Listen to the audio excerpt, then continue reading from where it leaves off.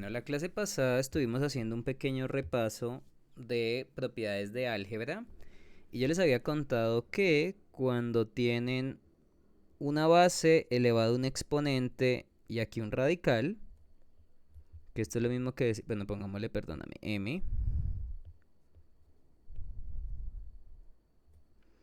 pues si ustedes, por ejemplo, bueno, esto lo pueden ver como x a la n entre m. Vamos bien, esto fue lo que revisamos la clase pasada. Pero yo les había dicho que ustedes tienen que tener mucho cuidado cuando simplifiquen, ¿no? Porque resulta y acontece que si ustedes simplifican, entonces, si n y m son números pares,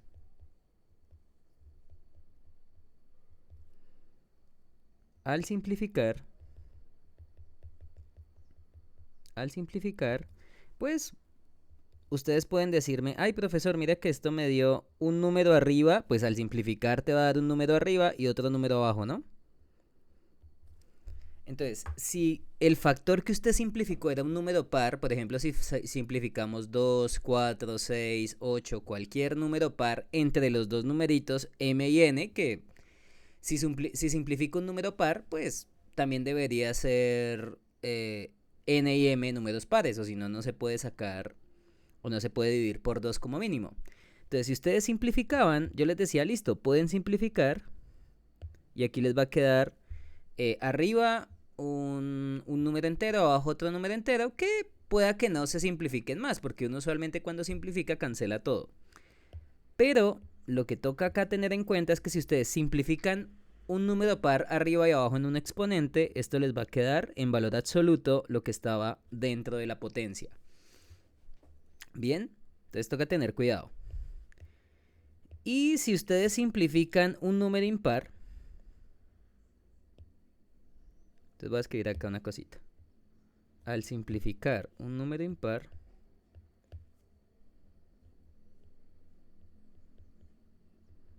un número par. Entonces vamos a escribirlo más bien a decir, m y m son números. Bueno, obviamente tendrían que ser pares porque voy a simplificar un número par. Pero podemos ser un poquito más específicos y poner una cosita así normal.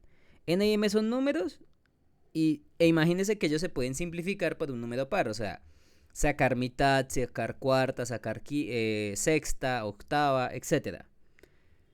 Entonces, cuando ustedes simplifican una potencia par arriba y abajo, automáticamente el resultado final, pues puedes escribir x elevado a esa simplificación, pero toca poner la base en un valor absoluto. Recuerden que en la clase pasada hicimos ejemplos, ¿no? Que les mostré por qué es que esto es verdad. Y les dije que en el único caso donde no pasa nada, o sea, en el único caso donde este valor absoluto lo puedo ignorar, es cuando simplificamos números impares. Entonces, al simplificar un número impar, por ejemplo, sacamos tercera, quinta, séptima, novena, etcétera, ustedes pueden simplificar y no pasa nada. Entonces, estas son unas propiedades de álgebra que uno a veces no las ve así, pero creo que son las propiedades más generales para recordar propiedades de potencia. Entonces, en la clase pasada, pues por ejemplo, si usted tiene x a la 4 y por aquí raíz sexta, y usted dice, uy, ¿será que eso se puede simplificar? Bueno, esto sería x a la 4 sextos. Y usted me puede decir, ah, pues simplifiquemos. Bueno, yo no le digo que no simplifique. Entonces, por ejemplo, saquemos mitad 2 y saquemos mitad 3. Y creo que no se puede simplificar más. Pero al haber simplificado el 2, pues usted aquí simplificó un número par.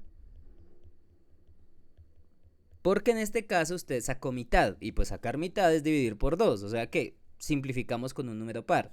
Si hubiéramos sacado cuarta, sexta, octava, pasa lo mismo. Si simplificamos un número par, pues usted lo puede simplificar, pero recuerde que esto le va a quedar x a la 2 tercios, pero automáticamente, como simplificamos un número par, tengo que ponerle valor absoluto. ¿Listo? Entonces, ahí el único cuidado que usted tiene que tener es que si simplifica un número par, lo que estaba originalmente en la base se convierte en un valor absoluto. O sea que esto a la final es valor absoluto de x a la 2 tercios.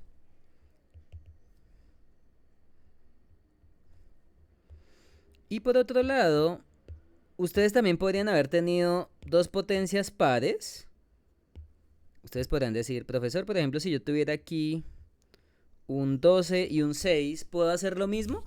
Bueno, por ejemplo, 12 y 6 son números pares, entonces yo podría simplificar un 2 también. Pero bueno, no, mentira, hagámoslo con uno donde solo se simplifique la potencia impar. Por ejemplo, raíz 15 de x a la 12. O sea, esto es x a la 12 entre 15. En este caso, 12 y 15, pues se puede simplificar, pero tocaría sacar tercera. Tercera de 12, 4 y tercera de 15, 5. Bueno, usted acabó de simplificar un número ¿qué? Entonces, como simplificamos el 3, pues usted simplificó un número impar, que en este caso es 3. Y pues en el caso que simplifique un número impar, pues esto es lo mismo que decir x a la 4 quintos. Ahí usted no tiene que poner un valor absoluto. O sea, esa es la propiedad que les estaba diciendo acá. Entonces, más ordenada haberla escrito de la forma que está arriba. ¿Vamos bien hasta acá?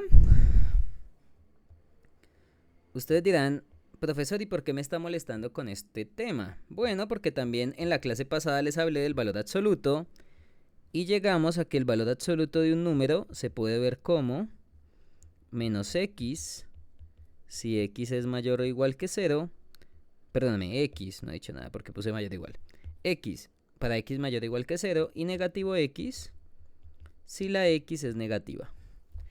Entonces, bueno, ustedes dirán, profesor, ¿esto por qué me está molestando con el valor absoluto? Bueno, pues porque miren que cuando sacan raíces y simplifican potencias pares, automáticamente eso me da un valor absoluto.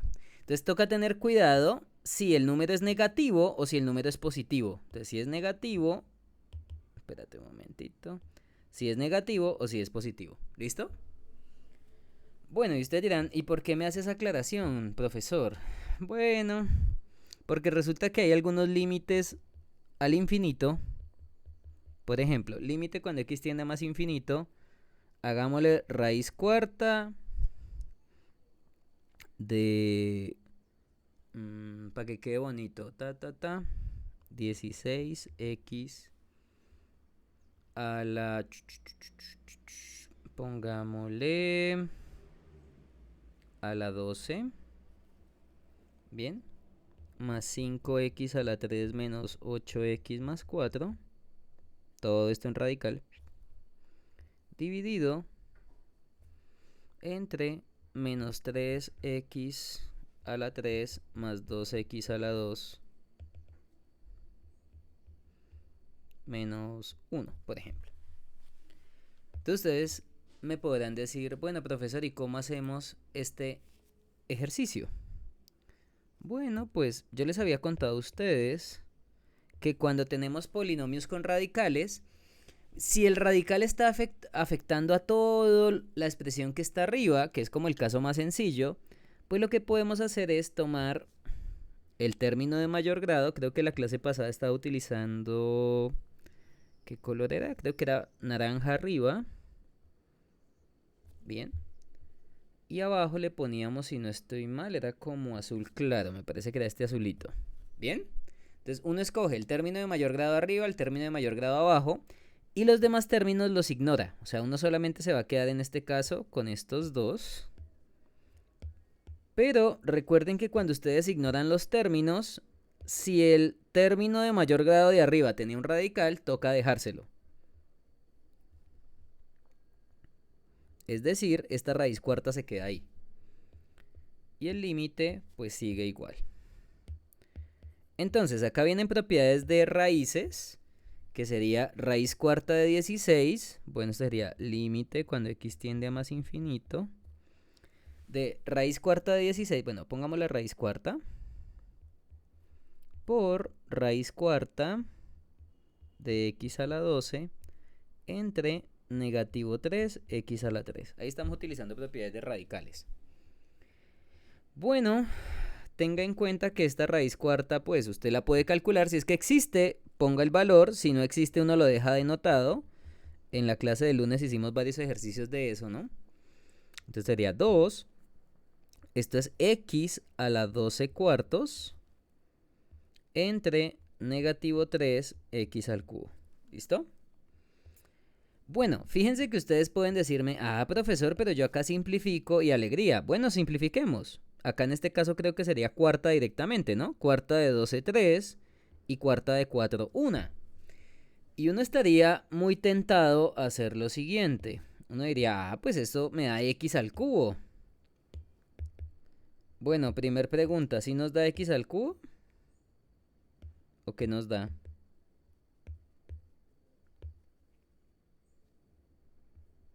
Entonces, fíjense que al simplificar, si nos da 3, pues no digo que no. Pero hay un pequeño problema. Usted cuando simplificó una potencia, o sea, ¿qué número simplificó? En los exponentes simplificamos un número. ¿Qué número se simplificó?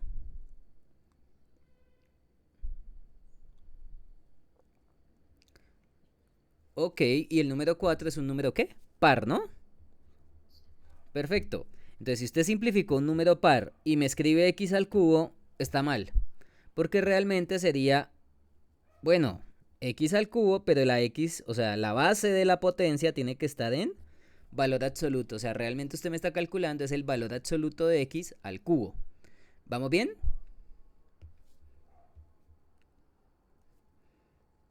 Entonces, tengan mucho cuidado con esta parte de acá porque esta potencia se volvió esto que está acá.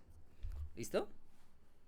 Porque de nuevo, pues por algo fue que yo los estaba molestando con estas propiedades. Cuando se simplifican potencias, usted tiene que tener cuidado porque en algunos casos da valor absoluto o la base se tiene que poner en valor absoluto y en otros casos no. Solamente cuando usted simplifica un número impar, ahí no pasa nada. Pero si simplifica un número par, puede simplificar, pero la base tiene que ponerla en valor absoluto. ¿Listo? Bueno, y usted me podrá decir, profesor, ¿y esto qué tiene que ver? Bueno, tiene que ver harto. Porque resulta que ahí ya no podemos cancelar el x al cubo tan fácil. ¿Vamos bien? O por lo menos por ahora no lo podemos hacer. Y ahí es donde entra la definición del valor absoluto. Entonces, uno usualmente lo pone así, valor absoluto y el cubo. Entonces, si usted me llega a decir, por ejemplo, este se va con este, pues no, porque recuerden que la función valor absoluto es una cosa. Mira, valor absoluto es esta cosa que se ve aquí que es un poquito fea. ¿Bien? Entonces la pregunta del millón es la siguiente. Yo necesito reemplazar el valor absoluto y yo sé que el valor absoluto es esta expresión que está acá. La voy a poner acá solamente para observarla. Entonces recordemos que el valor absoluto es esta expresión. Y yo necesito saber, bueno, en este caso, el valor absoluto, ¿qué valor toma? ¿Será que toma x o será que toma menos x? Pues debería tomar alguno de los dos. Pero entonces, fijémonos aquí una cosita. Recuerden que aquí este límite me está diciendo que la x va para más infinito, ¿no? ¿Ustedes recuerdan qué quiere decir que la x sea o se vaya o tienda a más infinito?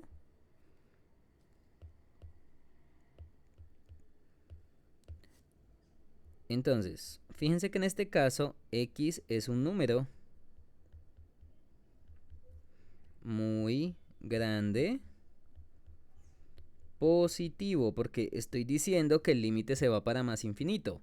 Entonces, tarde o temprano, a mí solamente me interesan los valores de x que sean muy grandes positivos, porque pues la x se va para más infinito. Entonces ustedes dirán, bueno, ¿y eso qué tiene que ver? Bueno, fíjense que en la definición de abajo me dice que el valor absoluto, o sea, solo el valor absoluto, si el número es muy grande positivo, pues quiere decir que se cumple esta condición. Porque yo acá estoy diciendo que la x es positiva. Y si la x es positiva, este es el valor que toma el valor absoluto. O sea, lo que aparezca aquí adentro del valor absoluto, le quitamos el valor absoluto y ya, ese es el valor que se toma. Entonces lo que quiere decir acá en el límite, pues este límite sería igual. Bueno, y no le he puesto el igual, pero ya ahorita le voy a poner. Pues si la x es positiva, el valor absoluto es el mismo número. O sea que podemos acá ponerlo como en paréntesis, x, porque estamos reemplazando el valor absoluto por x, ¿ok? Porque la x es positiva. Y ahora sí nos quedó lo siguiente. Entonces fíjense que ahora sí nos quedó límite cuando x tiende a 2, x al cubo, pues esto es x al cubo, porque ya quitamos el valor absoluto, en este caso, y ahora sí podemos simplificar. Ahora sí usted me puede decir, ah, mira, profesor, este se va con este, y yo creo que ya calculamos el límite. Límite cuando x tiende a más infinito, de 2 entre negativo 3, y esto es menos 2 tercios. Y calculamos este límite, ¿ok? Bueno, acá sería igual, igual, igual, igual, igual, igual, igual, igual. Listo. Bueno, ¿hasta aquí alguna duda, niños y niñas? ¿Todo claro como el agua?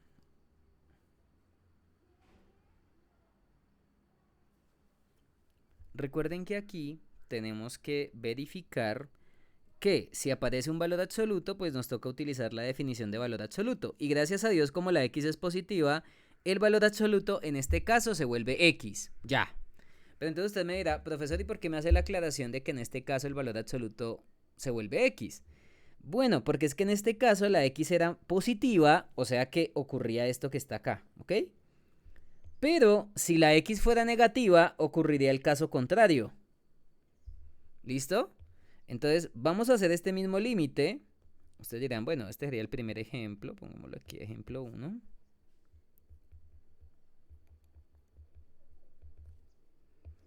Y por aquí vamos a hacer el mismo ejemplo, pero entonces no lo voy a poner hacia más infinito, sino que hacia menos infinito. Entonces, el ejemplo 2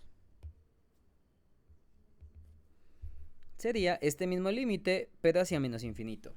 Y ustedes dirán, profesor, ¿y hacia menos infinito cómo se hace? De la misma forma, usted va a hacer exactamente los mismos pasos. Nos vamos a dar cuenta que los pasos algebraicos van a ser exactamente los mismos hasta esta parte que está acá. Porque fíjense que ustedes dirán, profesor, ¿y por qué es lo mismo? Bueno, porque yo les dije a ustedes que el proceso para límites hacia más infinito o menos infinito, pues si son polinomios se copia y se pega la misma construcción. Entonces acá sería con menos infinito, con menos infinito, con menos infinito. Y acá lo mismo con menos infinito. O sea, utilizamos propiedades de potencias, se simplificó una potencia par y nos dio esto, ¿ok? O sea, hasta ahí es la misma cosa del límite de arriba, porque ese es el proceso que aprendimos para calcular límites al infinito de división de polinomios cuando hay radicales. ¿Listo? Entonces, el único problema realmente acá, entonces voy a volver a copiar esto, pero el único problema ahora es que en este caso la x no es positiva, porque yo estoy diciendo que el límite se va para menos infinito. Entonces, yo no puedo decir esto. ¿Listo? Entonces, fíjense que si la x se va para menos infinito en este caso, yo estoy diciendo que la x es un valor muy grande, pero como va para menos infinito sería muy grande negativo. ¿Listo? Y si la x es un valor muy grande negativo, pues tenemos que mirar qué definición me sirve. Ah, mira, aquí estoy diciendo que la x es negativa. Pues me toca utilizar la definición que está acá. O sea, vamos a tomar lo que está dentro del valor absoluto, y si yo quiero quitar el valor absoluto para un número negativo, es el número con un signo menos al frente. O sea que a la final nos va a quedar lo siguiente. Ustedes van a reemplazar el valor absoluto. No lo vamos a reemplazar por x porque es que la x no es positiva. En este caso la x es negativa. O sea que va a quedar algo así más o menos. Acá te va a quedar menos x y te va a quedar al cubo.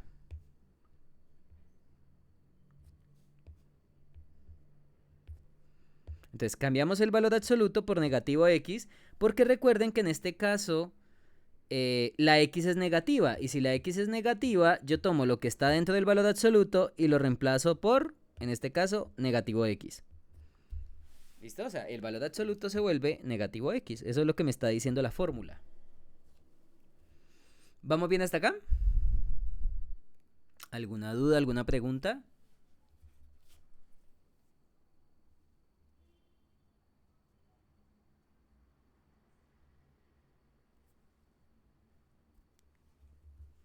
Ok. Bueno, fíjense que menos x al cubo, pues esto es lo mismo que decir, o sea, recuerden que si tengo un número negativo y lo elevo al cubo, pues me va a dar menos x al cubo, o sea, el menos afuera y x al cubo. Y multiplicando con el 2, pues esto a la final nos va a quedar esto. Límite cuando x tiende a menos infinito de 2 por menos x al cubo, porque recuerden que elevar al cubo un número negativo es multiplicar un número de veces impares una potencia y pues te da negativo y la potencia cúbica pues le queda la x entre negativo 3 por x al cubo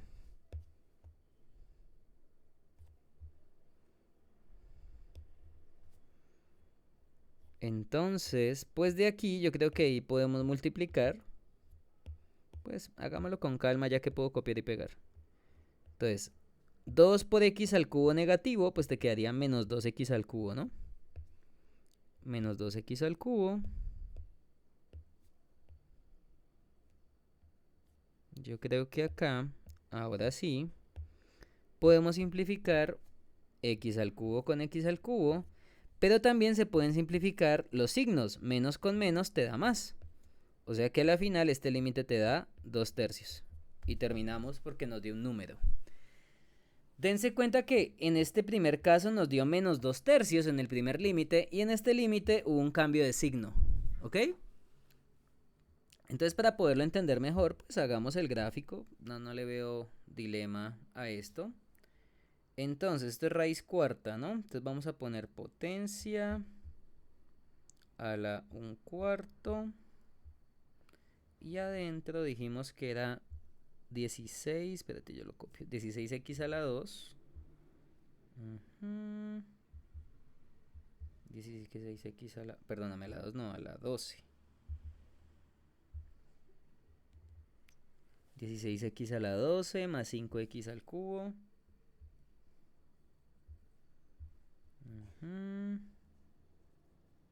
Menos 8x más 4.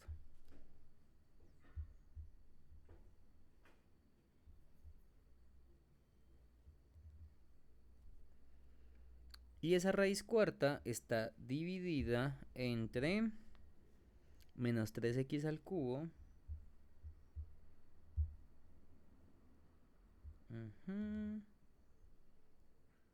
más 2x a la 2 más 2x a la 2 menos 1. Bueno, miren que este es el gráfico y bueno, ese gráfico tiene comportamientos feos, por aquí como que hay una asíntota, ¿no? Pero lo que importa es lo siguiente, vamos a poner y igual a 2 tercios, creo que era el primero. Y el otro es y igual a menos 2 tercios. Bueno, y vamos a alejarlo un poquito. Espérate, verás, voy a hacer lo siguiente. En la X voy a acercarla y en la Y la voy a ampliar un poquito para que se vea mejor. ¿Listo? Creo que ya se ve el comportamiento, ¿no?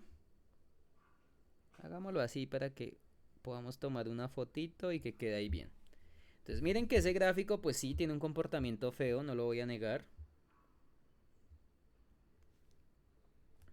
Pero de esta manera podemos identificar por qué el límite hacia más y hacia menos infinito nos dio eso. O sea, lo que usted haga con cálculo pues debería mostrarse también mirando el gráfico, por ejemplo, de la función. Que creo que pues eso es lo que les he enseñado en estos días, que uno también puede analizar eso.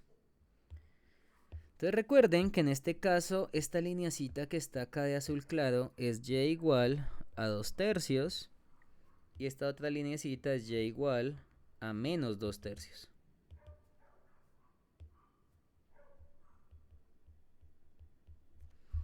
Que precisamente pues esto sería, bueno, pues para no copiarme la función completa, pues acá estaríamos diciendo que este es el límite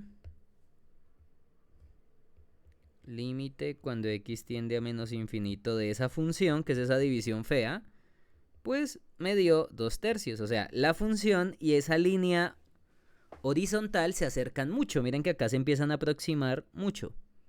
¿Listo? Y por otro lado, este otro valor de y, pues está indicando que el límite cuando x tiende a más infinito de la función es menos 2 tercios. ¿Qué fue lo que nos dio? Quiere decir que por el lado derecho la función y esa línea se empiezan a acercar mucho. ¿Listo? ¿Vamos bien hasta acá? Bueno, entonces te dirán, bueno, profesor, y este tipo de funciones así que son como, mira que si pasa una cosa se dice algo y si pasa otra cosa se dice otra cosa, ese tipo de funciones, ¿cómo se llaman? Bueno, pues ese tipo de funciones así, escritas como con llaves, pues se llaman funciones por partes. Entonces vamos a hablar hoy de funciones por partes.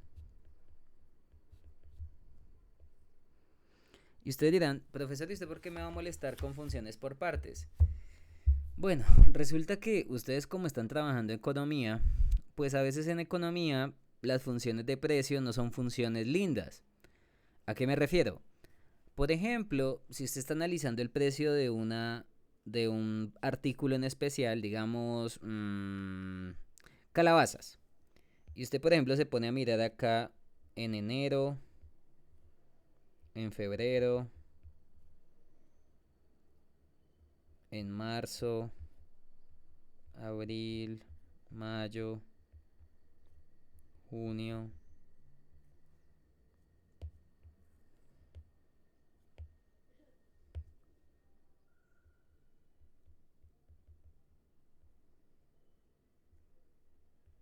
agosto, agosto, que lo quiero hacer hasta octubre, por lo menos.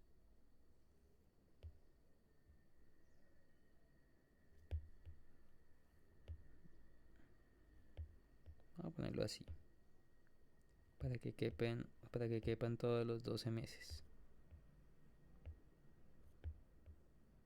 Junio, julio.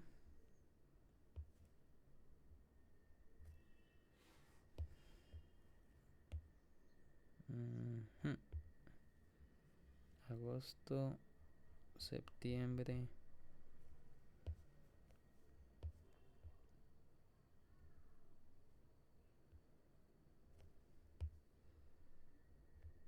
octubre, noviembre y diciembre.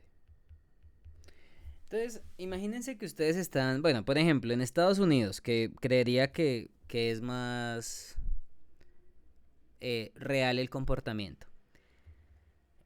Resulta que, por ejemplo, ustedes están analizando el precio de calabazas, ¿bien?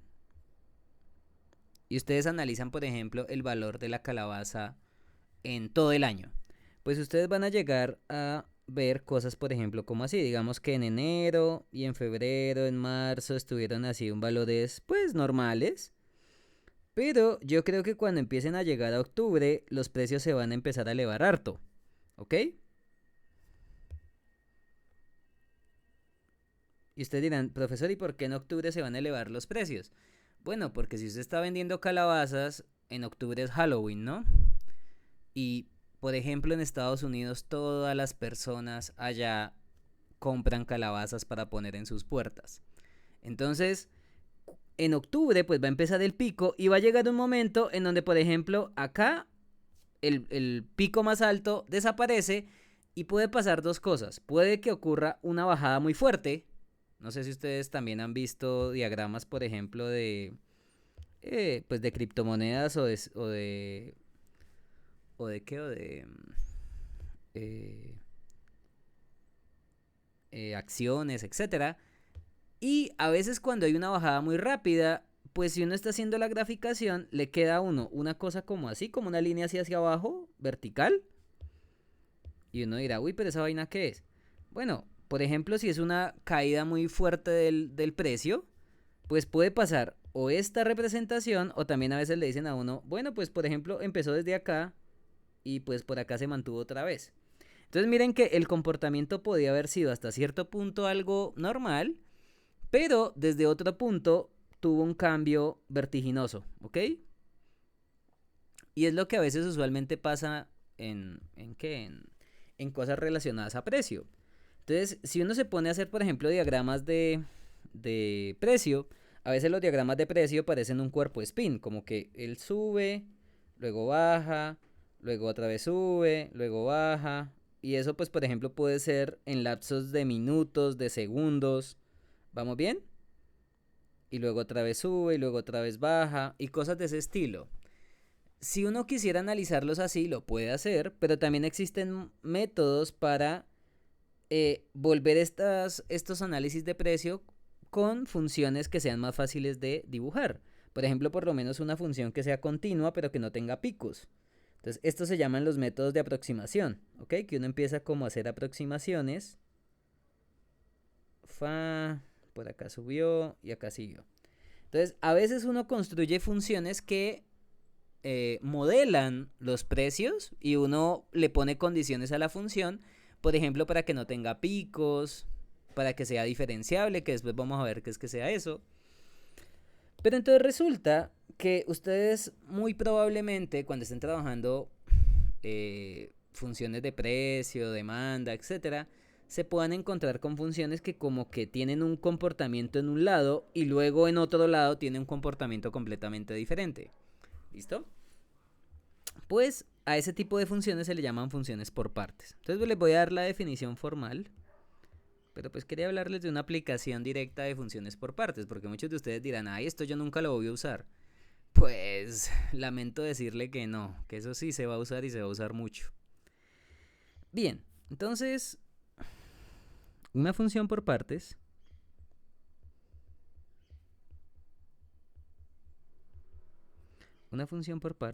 pues es una función construida a partir de funciones conocidas. Bueno, pues obviamente nosotros vamos a trabajar con funciones conocidas, ¿no? Conocidas, definidas en dominios diferentes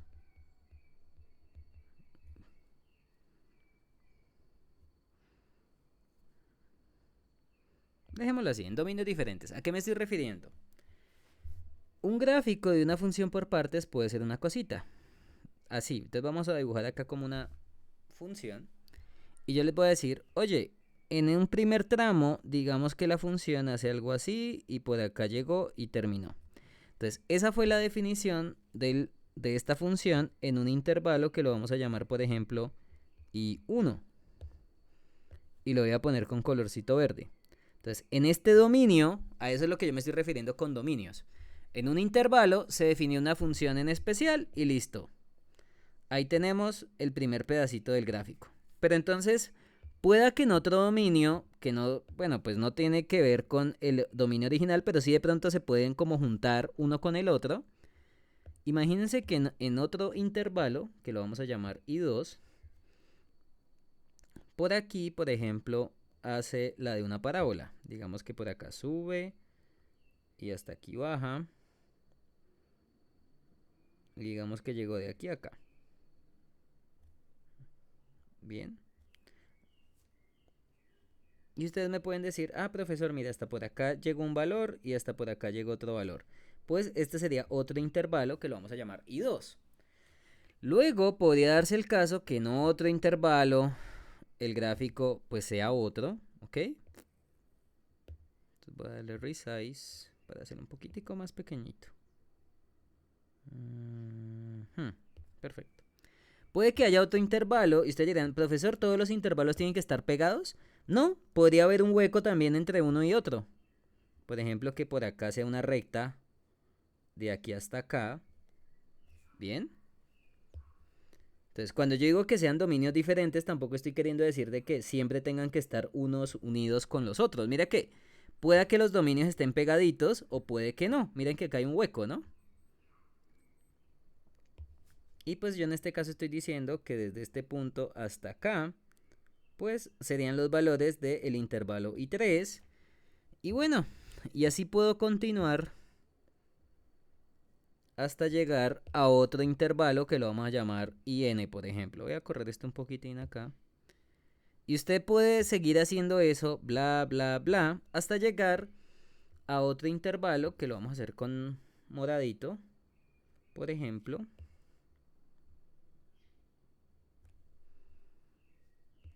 Bueno, ya hicimos parábola, recta, una función ahí toda loca. Por ejemplo, hagamos, no sé, algo parecido a una raíz cuadrada. Así. De acá hasta acá. Pi.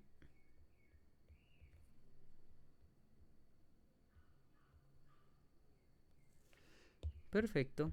Entonces, en este otro intervalo, que de nuevo, esos intervalos no deben tener nada que ver uno con el otro, de pronto pueden tener valores que como que los pega, por ejemplo, ¿a qué me refiero con eso? Por ejemplo, acá, mire que aquí, este valor que está acá está pegando, entre comillas, este intervalo con este.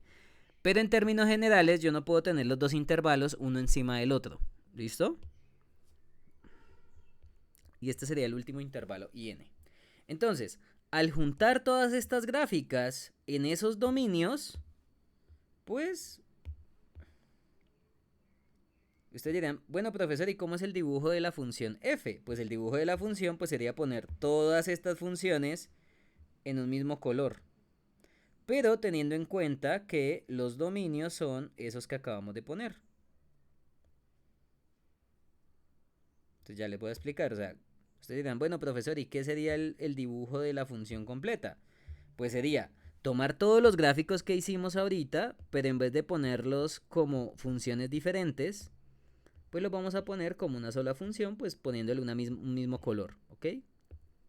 Entonces acá sería, por ejemplo, de aquí a acá, de acá a acá.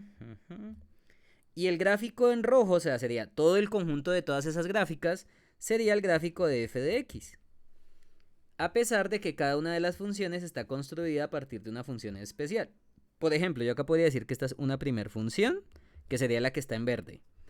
Otra función, que sería la que está en naranja, f2. Una tercera función, que sería la del intervalo 3, que sería f3. Y así continuaré hasta llegar a la última función, que la podríamos llamar fn, porque por ejemplo, yo no sé cuántas funciones hay. Por eso es que empiezo con 1, 2, 3 y puedo llegar hasta la número 20, ¿ok? Pero cuando juntamos todos esos gráficos, pues todos esos gráficos, si los vemos como un solo gráfico, pues ese sería el gráfico de la función f de x, ¿ok? Entonces, en este caso,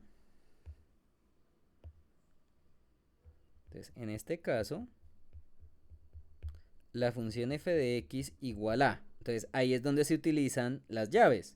¿Se acuerdan que cuando utilizamos valor absoluto también definimos funciones con llaves? Pues la forma de definir esta función sería fácil y es decir que es f1 de x si x vive en el intervalo i1, f2 de x si x vive en el intervalo i2, f3 de x si x pertenece al intervalo i3, y así voy a continuar hasta llegar a la última función. En este caso yo estoy diciendo que tiene n funciones, ¿no? Entonces bla bla bla, la última función si x vive en el intervalo n. Y pues voy a utilizar los colores que hicimos ahorita para recordar. Entonces, mira, para el primer intervalo es esta función. ¿Listo? Que es lo que habíamos dicho acá. Mira, para el primer intervalo es esta función. ¿Bien? Ahora, para el segundo intervalo, que es este. Perdón, espérate. Naranja. Es esta función. Para el tercer intervalo, que es el que está en rosadito, es esta función. Y así voy a continuar hasta llegar al último intervalo, que es esta función. ¿Listo? Y a la final, el gráfico de la f, o sea, la función original, pues sería el gráfico en rojo, que básicamente sería poner todas las funciones que dibujamos con un mismo color. ¿Vamos bien hasta acá?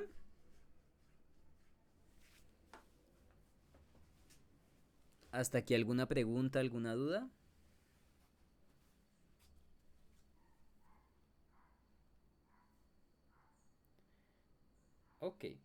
Entonces ustedes me dirán, bueno, profesor, ¿y usted por qué me está molestando?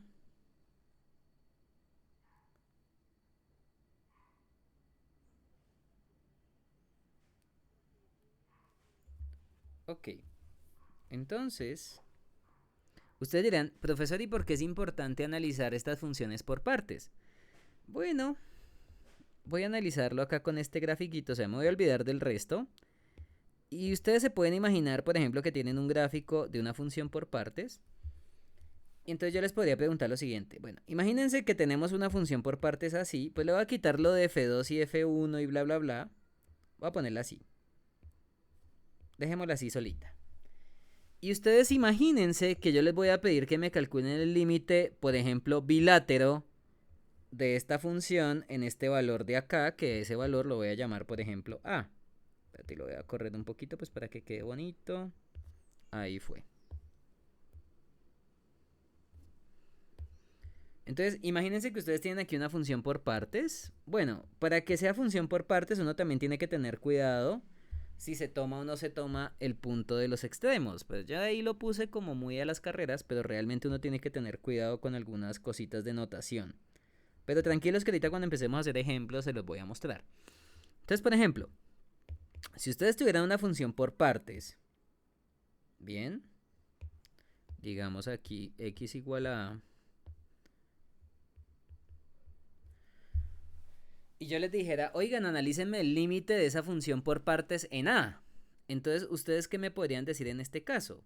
Entonces, miren que si A tiene un comportamiento, por ejemplo, donde por un extremo es una función, pues una función diferente, y por otro extremo, pues es otra función que no es la misma original.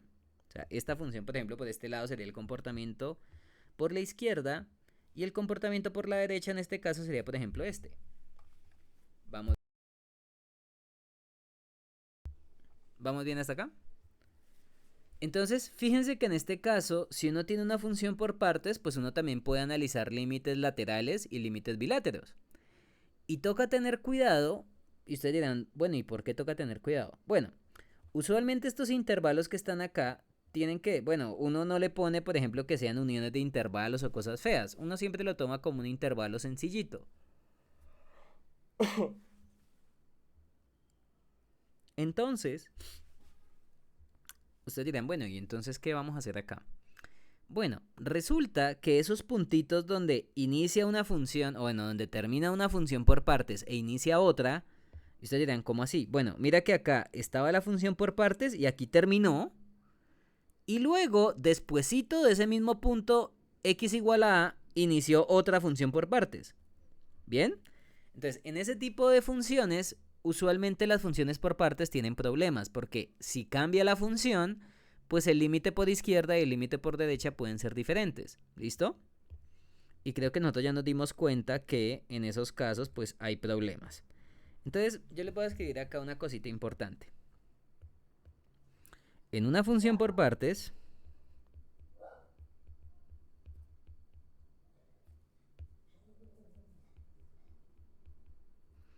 se debe tener cuidado al calcular límites en valores del dominio donde haya, bueno, donde ocurra más bien un cambio de funciones. Bien, donde haya un cambio de funciones. Pues hablando de las funciones que construyen la función por partes, ¿no? A eso me estoy refiriendo donde ocurre un cambio de funciones. Bueno, aquí con el dibujo pues uno como que más o menos puede entender, pero pues yo sé que ustedes entienden todo mejor con ejemplos, ¿no? Entonces vamos a hablar de un ejemplo, si no estoy mal vamos en el ejemplo 3, ¿no? 2 puntos. Bueno, vamos a calcular, entonces sea, por ejemplo, f de x igual a 7x menos 2 si x es mayor que 1 por ejemplo, y 2x cuadrado más 3, sí,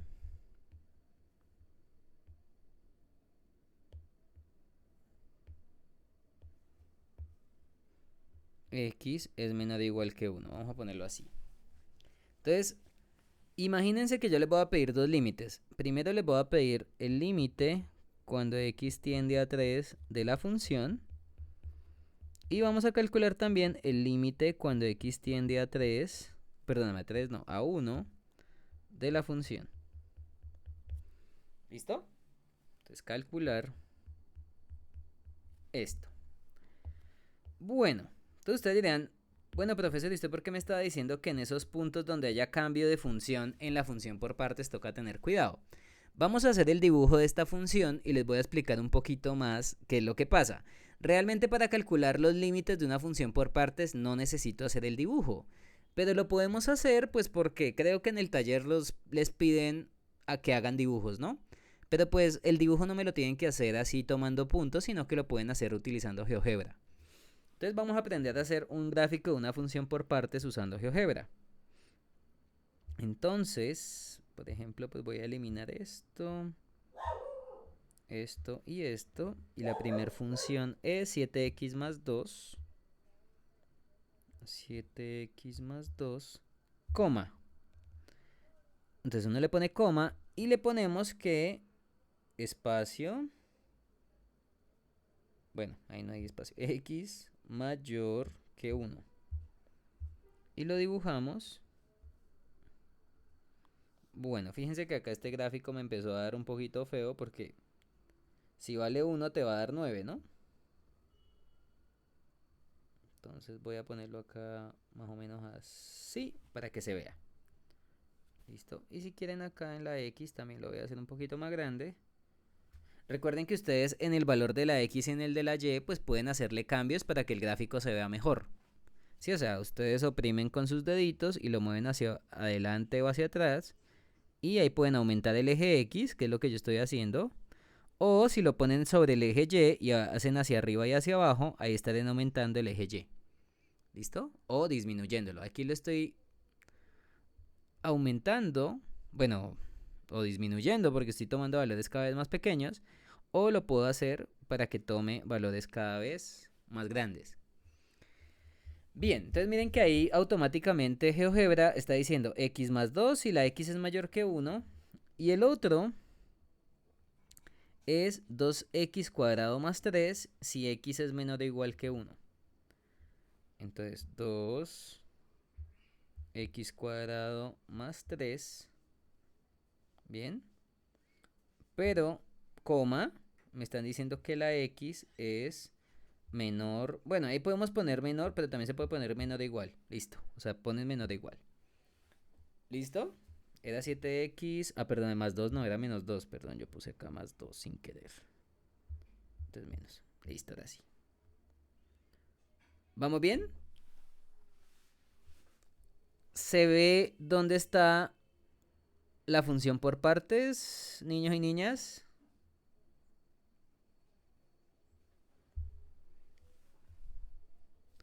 Entonces, fíjense que, por ejemplo, por acá, bueno, voy a hacer aquí el aumento. Recuerden que por un lado es una parábola, o sea, por el lado izquierdo de 1 es una parábola y por el lado derecho de 1 es una recta. ¿Bien? Y por ejemplo, si yo calculara el límite en x igual a 3, por ejemplo, pongo x igual a 3. Fíjense que en este punto ustedes me pueden decir, oiga profesor, pero en este punto no hay problema porque miren que la función que está definiendo los valores para 3, que bueno, si quieren ser canzones podría hacerlo de la siguiente forma, acá hacerlo más pequeñito como para que se vea más cerca. Bien, fíjense que en este caso para x igual a 3 el valor de y como que sí existe y recuerden que cuando ustedes calculan el límite ustedes tienen que tomar valores cercanos al punto. Entonces uno podría decir, oiga profesor, si vamos a calcular el límite en 3, vamos a hacer cada límite por aparte.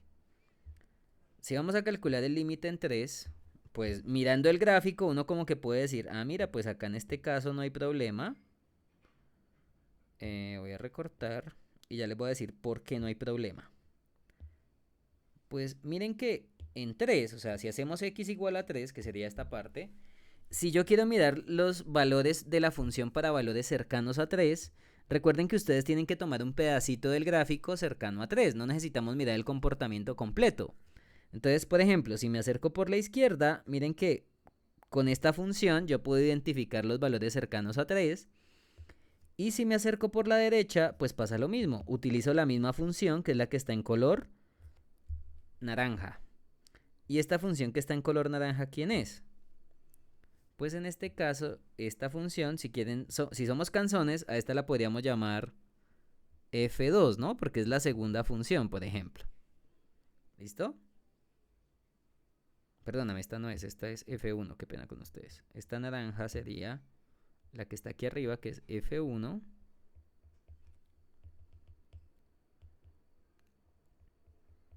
Entonces, esta función es f1 de x. Pero ustedes dirán, profesor, ¿y por qué es f1 y no f2? Bueno, porque es que f2 es la que está en azul. f2 es la que está aquí en este lado. Y si quieren les dibujo los dominios para que se den cuenta por qué. Era 7x menos 2 si la x es mayor que 1. Mira, si la x es mayor que 1 es de aquí en adelante. ¿Listo? Y fíjense que es esa recta dibujada en ese dominio precisamente. Entonces, desde este punto inicia la función que sería 7x menos 2, aunque como es x mayor que 1, en este caso no estaríamos tomando este punto que está acá, entonces uno usualmente le hace un huequito, ¿ok? Y este sería el gráfico de la función que está en color naranja. Ustedes dirán, profesor, ¿y por qué pone un huequito y no se rellena? Bueno, en este caso se rellena, ya les voy a contar por qué. En este caso vamos a utilizar un azul, como un azul con morado más o menos. Bueno, hagamos este azul. Entonces, este gráfico se va hacia allá porque es una parábola, ¿no?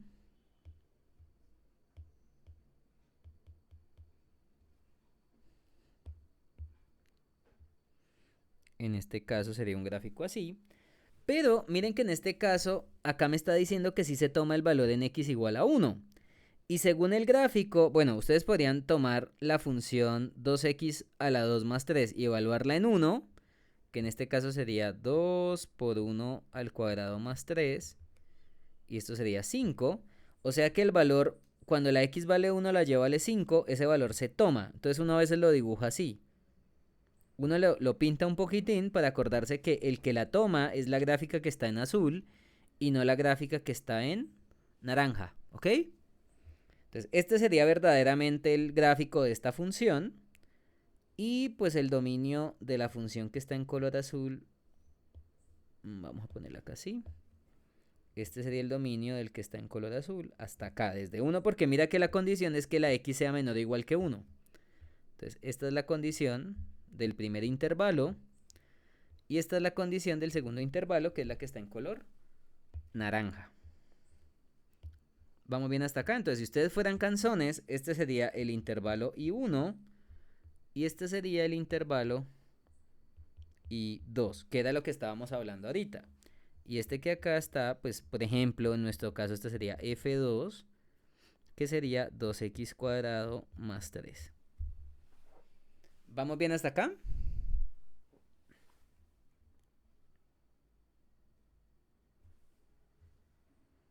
Chicos, ¿alguna duda, alguna pregunta?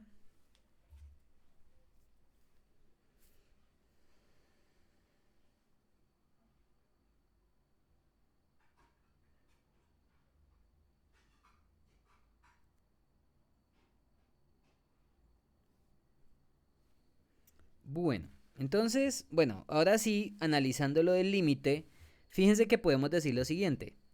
X igual a 3 está dentro del intervalo, bueno, del intervalo de color naranjita, que ese es el que estamos llamando I1. Entonces, dentro del intervalo I1, que sería, estoy diciendo que son los mayores que 1. Recuerden que los valores que sean mayores que 1, pues esto se puede ver como el intervalo 1 más infinito, ¿no? Por eso le estoy diciendo que esa desigualdad realmente es un intervalo. 1 más infinito. ¿Bien? Entonces, ustedes me dirán, bueno, profesor, ¿y por qué es importante verificar si el punto está dentro de alguno de los intervalos que aparecen acá? O sea, oeste o este. Pues resulta que si tenemos un punto que esté dentro de alguno de los intervalos que definen a la función por partes, en ese caso, la función que te va a permitir calcular el límite es la misma función que está definida para ese intervalo. Entonces, x igual a 3 está dentro del intervalo y1. Entonces,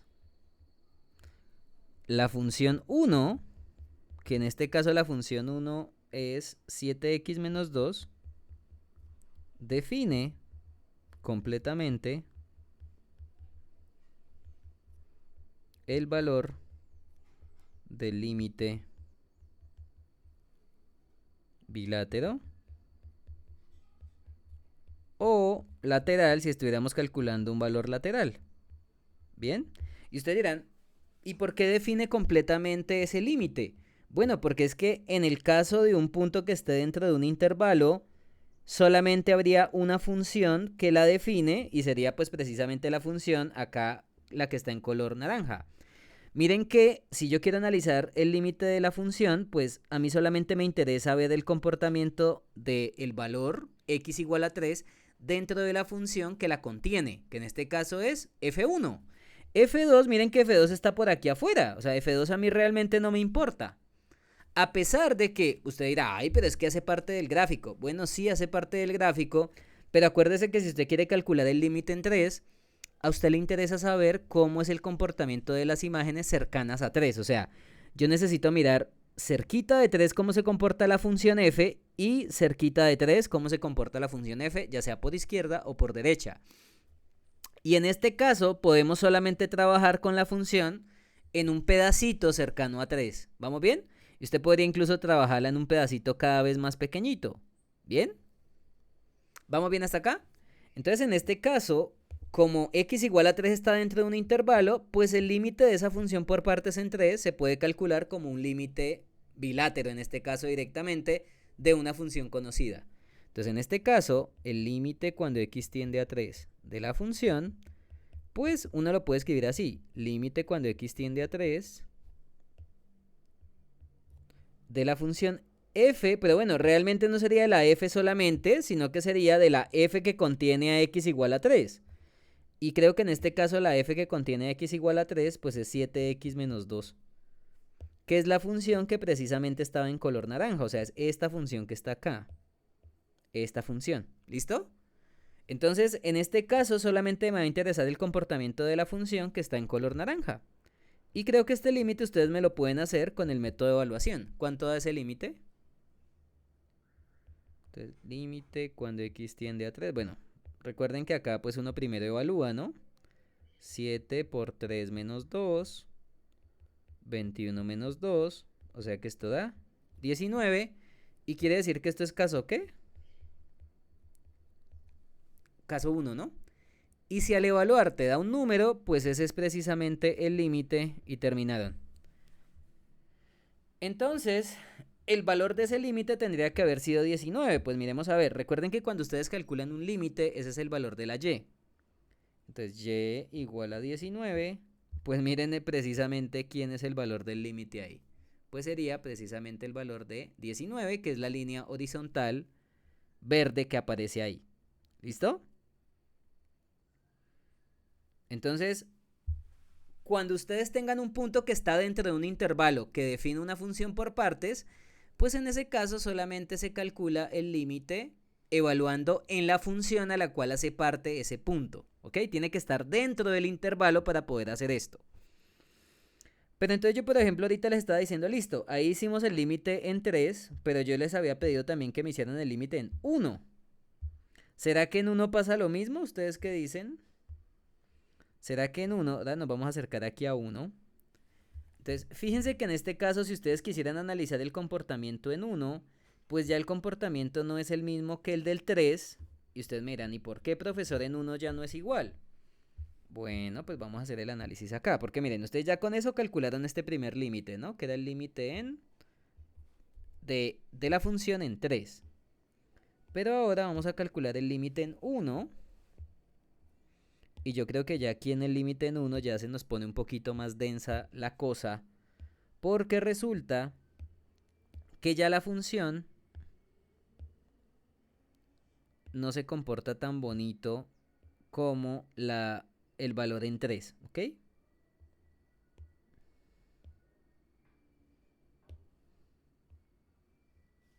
Aunque bueno, es más, podría cortarla más, porque pues estos valores no me interesan. Perfecto. Entonces, el límite en 1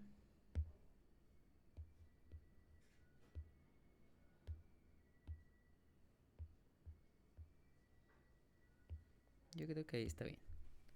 Recuerden que la línea vertical que aparece ahí es x igual a 1, ¿no? Pues bueno, se la voy a poner acá.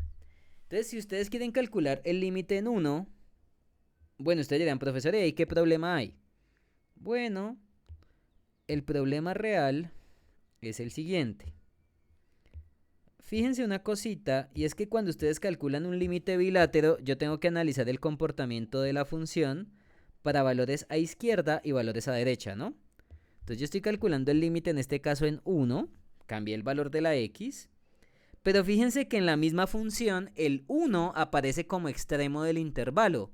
Ustedes dirán, ¿cómo así? Pues miren que aquí aparece un 1 también en la desigualdad, y aquí también aparece un 1 en la misma desigualdad.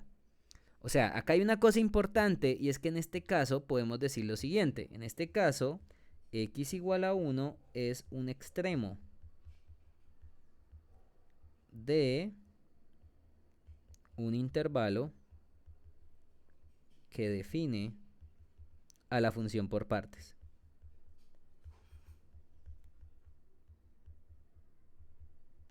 Entonces ustedes me dirán, profesor, ¿y por qué es importante identificar si es un extremo que define las funciones por partes o no? Bueno, porque si hay un extremo, muy probablemente haya una función por un lado y haya otra función por otro lado. O sea, miren que en este caso hay una primer función, que sería la que está, por ejemplo, aquí por la izquierda, que me indica el comportamiento para los valores por la izquierda de 1. Pero por el otro lado hay otra función que me define las imágenes de los valores por la derecha en 1, ¿ok? Entonces, fíjense que estas mismas desigualdades aquí me están diciendo, por ejemplo, cómo me estoy acercando a 1. Por ejemplo, si estuviéramos haciendo el límite en 1, esta función me está diciendo, por ejemplo, que aquí la x está a la derecha de 1. ¿Por qué? Y usted dirá, ¿y por qué a la derecha, profesor? Bueno, pues porque la x es mayor que 1. Ahí yo estoy diciendo que estoy tomando un valor de x. Bueno, puedo tomar valores cercanos a 1 por la derecha porque son mayores que 1. ¿Listo? Y en el otro caso, esta desigualdad que está acá, pues me está diciendo que la x está a la izquierda. Cuando quiera hacer acercamientos, ¿no? A la izquierda de 1. Entonces ustedes me dirán, bueno, profesor, ¿y usted por qué me hace la aclaración? Bueno, porque recuerde que en la misma construcción de la función por partes, esta era una función, que creo que era la que llamábamos f2, me parece que era que le habíamos puesto. ¿Qué se me hizo?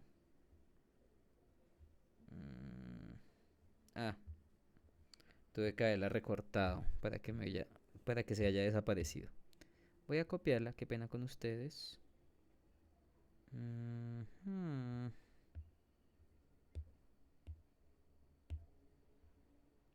Paste.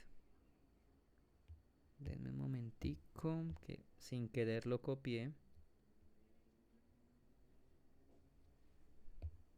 Entonces sea f de x igual a esto. Y habíamos dicho que 3 está dentro del intervalo y 1. Ajá. Que en este caso este sería el intervalo y 1. Y este es el intervalo y 2. Recuerden que esos son nombres. Si usted quiere ponerlo así como en orden, que el que esté a la izquierda es y1 y el otro y 2, se lo puede cambiar. Realmente lo que me importa es identificar que hay una función y hay otra. ¿Listo? Entonces no es obligatorio que usted le diga y1 y 2 al que está a la izquierda o a la derecha. No, la verdad no importa. ¿No? Lo único importante es como definir que, bueno, para mí esta es la función 1 o para mí esta es la función 2.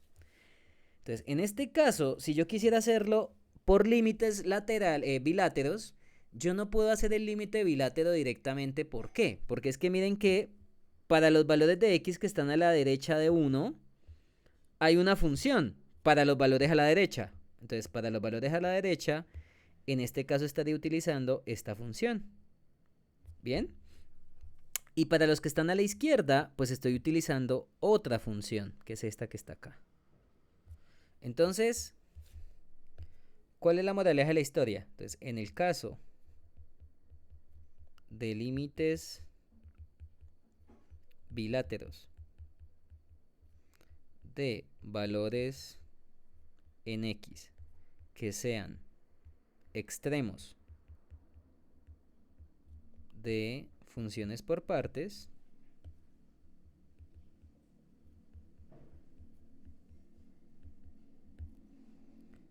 se debe calcular usando límites laterales. Y ustedes dirán, bueno, si quiero calcular el límite bilátero, en el caso cuando el valor de la x es un extremo de funciones por partes, a las malas me toca hacerlo por límites laterales. Y usted se puede preguntar, ¿y por qué?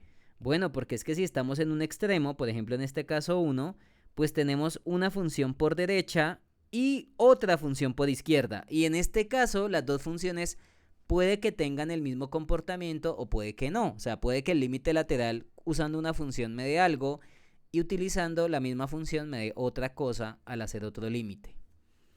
Entonces, si vamos a calcular, por ejemplo, el límite cuando x tiende a 1 de la función, pero, por ejemplo, por derecha, pues en este caso usted me puede decir, mira, profesor, si yo miro las desigualdades, estos son los valores que están a la derecha, o sea, los que están en color naranjita son los que están en la derecha. Mira, tú me estás diciendo eso. ¿Bien? Entonces, el mismo límite te va a decir a ti qué función usar. Entonces, acá estamos diciendo que la x está a la derecha de 1. Y si utilizamos estos valores que están a la derecha de 1, pues debo utilizar la función que está al frente, que sería esta que está acá, 7x menos 2. Y pues esa función, ahora sí le voy a poner un color diferente como para extenderlo acá. Este sería el límite cuando x tiende a 1 por la derecha de f de x, que sería 7x menos 2 en este caso. Y le voy a poner pues los efectos especiales para acordarme que, bueno, usted me puede decir, profesor, ¿y por qué la función se volvió en 7x menos 2? Bueno, porque precisamente yo estoy diciendo que los valores de x son valores a la derecha de 1. Y aquí estoy diciendo que si x está a la derecha, esta es la función que debo tomar. ¿Bien? Que es básicamente la f de x a la cual está definida. Entonces, si la x es mayor que 1, la f de x se convierte en esto. Eso es lo que está pasando aquí en el límite, porque aquí estoy tomando valores de x que están a la derecha. Entonces, si la x está a la derecha del 1, f de x se vuelve 7x menos 2. O sea, ahí estamos utilizando directamente la definición de la función por partes. Bueno, y como ya desapareció la f de x porque ya se convirtió en una función como tal, puedo utilizar el método de evaluación. Recuerden que para límites a izquierda, derecha o biláteros se hace de la misma forma el método de evaluación. Usted evalúa el valor de la x. Entonces, por ejemplo, esto sería 7 por 1 menos 2. O sea que esto es 7 menos 2. O sea que esto es 5. Y si al evaluar me da un número, pues esto sería caso 1. Y pues al ser caso 1, aquí yo pongo un igual y acabamos. Entonces el límite por derecha es 5 en este caso. Y vamos a hacer lo mismo con el límite por izquierda de esa función que me dieron. Bueno, nos vamos a dar cuenta que en este caso pues va a ser muy parecido el cálculo. Pero aquí va a cambiar una cosita y es la siguiente, que acá en este caso ya está es a la derecha de 1 y ya le voy a cambiar los colores. Perdóname, a la izquierda, no he hecho nada. Estaba a la derecha, ¿no?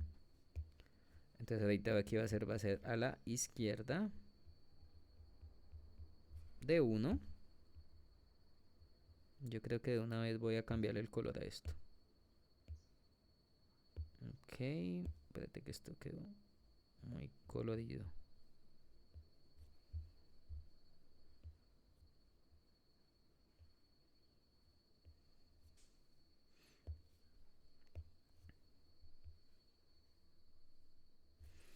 Bueno, y ustedes dirán, profesor, ¿y por qué está utilizando un color azul? Bueno, ya les voy a decir. 2x al cubo más 3.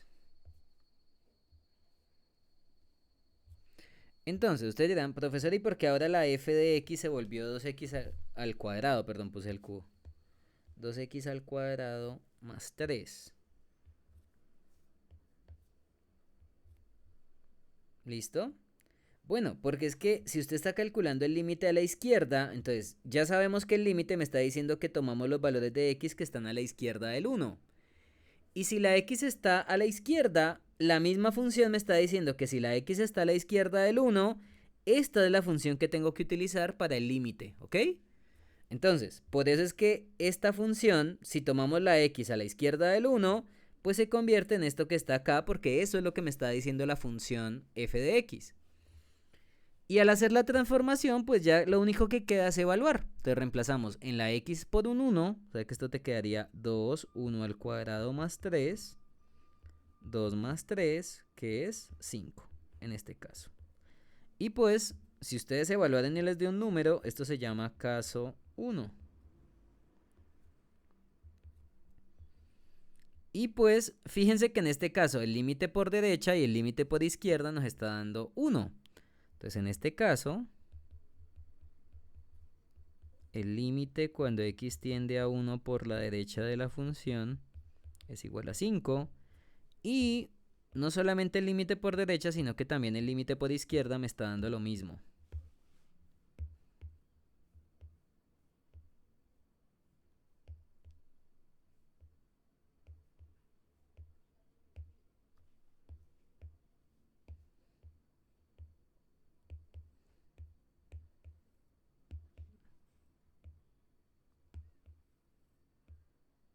Entonces en este caso, este límite me dio 5. Y el límite por izquierda también nos dio 5, ¿no? O sea, por un lado me dio 5, por el otro lado me dio 5. ¿Qué podemos concluir? ¿El bilátero existe? ¿O no? ¿O no existe el límite bilátero? Si los laterales existen y son iguales, ¿qué podemos decir del bilátero? Muy bien, entonces el límite bilátero existe y es igual a 5. ¿Qué es precisamente lo que el gráfico como que me estaba diciendo? Mire que el gráfico me está diciendo, oiga, si usted se acerca por acá, el valor de y se va a acercar a un mismo valor. Si quieren, ven y se los pongo acá con un colorcito. Hagámoslo con morado, por ejemplo. Si usted pone aquí una línea horizontal y la pone hasta acá, fíjense que ahí les está diciendo el gráfico qué cosa. Que por este lado se acerca un valor, que sería este valor de y por el lado izquierdo se acerca al mismo valor, que sería ese valor de y. Que en este caso, pues como ya calculamos los límites laterales, pues este valor de y es y igual a 5, ¿no? Recuerden que cuando ustedes calculan un límite, ustedes están calculando un valor en las y. No se les olvide que eso ya lo habíamos trabajado. ¿Ok? Bueno, yo creo que pues por hoy no los voy a molestar tanto. Yo creo que me rindió un poquitín. Pero más bien el viernes nos vamos a dedicar a hacer más ejercicios de funciones por partes, ¿les parece? Entonces, ¿qué les voy recomendando? Por favor, repasen muy bien esta parte, mírenlo, o sea, si quieren pueden ver la clase otro ratico, para aquellos que están acá, y pues obviamente para los que no están, pues les toca verlo a las malas. Y necesito que, además de analizarlo, pues que por favor se pongan a revisar muy bien las cositas que hemos hecho, ¿ok? Porque pues el viernes vamos a continuar con ejercicios de esto y ya vamos a hacer ejercicios más feos. Entonces yo necesito que por favor repasen muy bien esta parte porque el viernes vamos a hacer cositas más feas. No quiero molestarlos por ahora tanto, entonces pues nada, vamos hasta aquí.